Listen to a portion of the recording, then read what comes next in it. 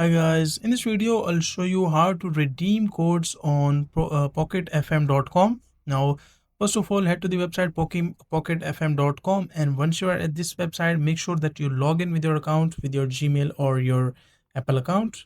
As if you directly open the Pocket FM, so you might be logged in with your guest ID. Make sure that you are logged in with your Gmail account, which is basically official account. And once you're logged in, so just click on store. And once you go to the store, so inside the coin balance, you can see multiple sections, like there are different offers which are currently going on.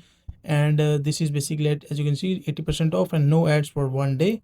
So you can just buy this offer. And if you want to see the available promo codes or redeem the promo codes, you must buy some coins on the pocketfm.com. Make sure to buy some coins or buy some offers. This is basically giving them some money and building a trust, and after that you will be able to get the promo codes inside the Pocket FM. And you can just go click on coin balance, and inside this section, coin added or coin used, you will be able to see the section called redeem promo codes.